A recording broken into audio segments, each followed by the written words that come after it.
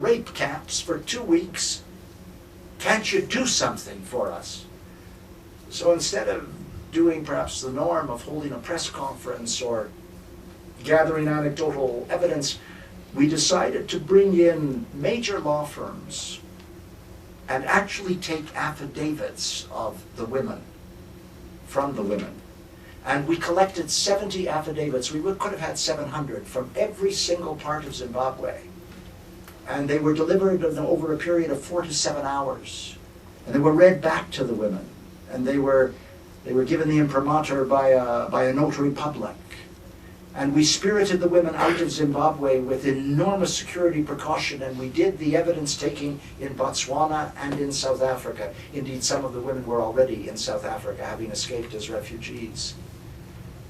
And the stories they told were hair-raising. And the words that all of the rapists used were identical.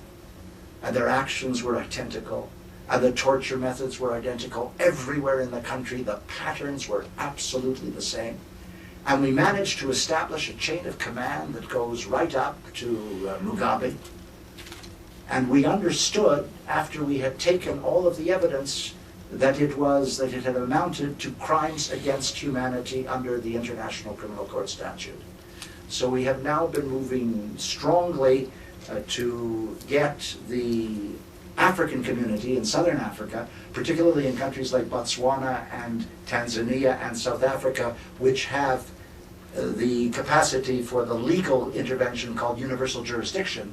We're going to try to get, if not Mugabe himself, at least some of his henchmen before these various tribunals so that justice is done. And we embodied it all in a report called Electing to Rape, Sexual Terror in Mugabe's Zimbabwe.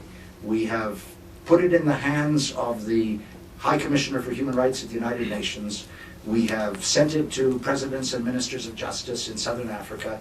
I'm going to Johannesburg on Monday for several days to pursue in South Africa and a couple of surrounding countries exactly this purpose of attempting to get universal jurisdiction put into place. We gave it to the leading lawyer who has presented cases in South Africa before the National Prosecuting Authority to review the affidavits and the material to make sure that it was unassailable and could hold up in court. And indeed, that was the judgment which was rendered, and we're determined to follow this through, come what may. We will not be stopped, because when you've got crimes against humanity, they transcend borders. This is not a Zimbabwe problem. This goes beyond that. This engages all of us.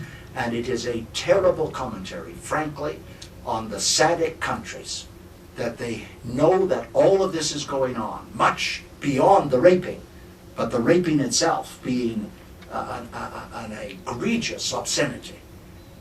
And none of them is willing to take Mugabe on around sexual violence. Not a single one of them. Nor at the Africa Union.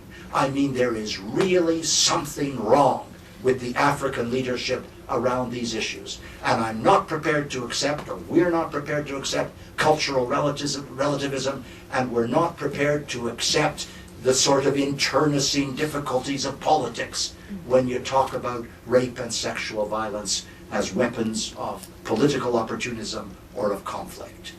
Gender is not something you negotiate around culture or political expediency. Equality is not negotiable, and sexual violence is an outrage.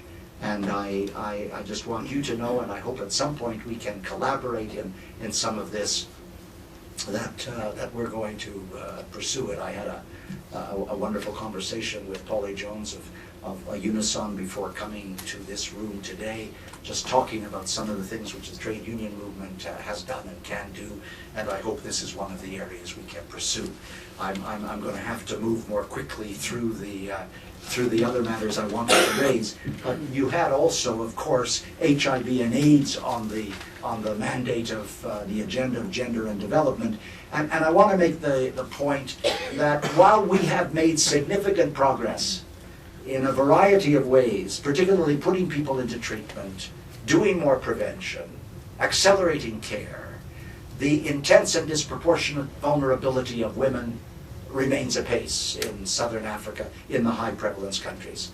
and they still represent 60% of the infections. And in the 15 to 24 age group, they still represent 75 to 80% of the infections. They are the targets of HIV and AIDS. And again, the inability of the international community to recognize the vulnerability of women because of inequality, because of the absence of sexual autonomy, is quite a scar on the soul of the international community. And having UN Women there that will suddenly join and become a cooperating agency in UNAIDS and be able to pursue the support and defense of women, that is tremendously important. And I know that in the scheme of things, you've also discussed prevention of mother-to-child transmission. By the way, that is not a phrase we in AIDS-free world use comfortably. We use vertical transmission. We don't like the idea that you demonize the woman by using mother-to-child transmission. Who passed the virus to the mother? Why are they not identified? So for us, it's the prevention of vertical transmission.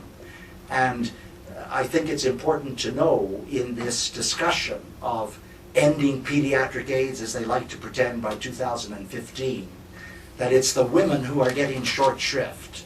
Everything is focused on saving the lives of the infants. I understand that. Everything is focused on making sure that a child is born HIV negative and not HIV positive. But the women are never taken as seriously as the children. An HIV positive pregnant woman is never viewed as seriously in the apparatus of prevention of transmission as is the saving of the child. That's how they're measuring it at the end of the Millennium Development Goals in 2015. How many children have you saved? Not what happened to the life of the mother. And in that process, something appalling has happened, which again, Paula is writing a monograph on right now, and we will unleash it in the next week or two. But it's simply this, that everyone knows that when you apply full antiretroviral treatment through the course of the pregnancy, the 3 drugs, the triple combination therapy, right through to the end of the pregnancy and for 6 months of exclusive breastfeeding, you will reduce transmission by 98 or 99%. If you use single-dose nevirapine, which is still the majority intervention, you will reduce transmission by only 50%. So how come in the Western world everybody has triple combination therapy, and in Africa the majority of governments are still dependent on single-dose nevirapine? Now let me add to that this simple truth which is not widely known. Single-dose nevirapine, we now know through irrefutable studies, induces resistance in the woman and the baby, but primarily in the woman, so that if she requires triple combination therapy thereafter, her life is put at risk. And there's no informed consent. No one is asking the woman, do you want to go on a drug which is going to put your life at risk? And it's an extraordinary human rights violation, and it is not being dealt with. And I sense a sufficient restlessness immediately to my right that I will bring these remarks to an end by simply saying that all of these issues tend to come together in one of your countries of concentration called Swaziland. And the more you can do around Swaziland and the erosion of its democratic integrity, the better it will be. I have met twice at length with the King of Swaziland. I do not encourage others to do the same. Unless you're willing, particularly if you're a woman, to crawl into his office on your hands and knees and back out on your hands and knees. Then if you're prepared to accept that odious indignity, he will talk to you.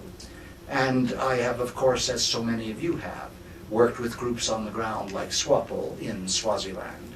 But the erosion of democratic liberties, the degree of oppression that is emerging in Swaziland, the way in which liberty is being curtailed in the country which has the highest prevalence rate in the world of HIV, is again a terrible affront and assault to and on women, and it's got to come to an end.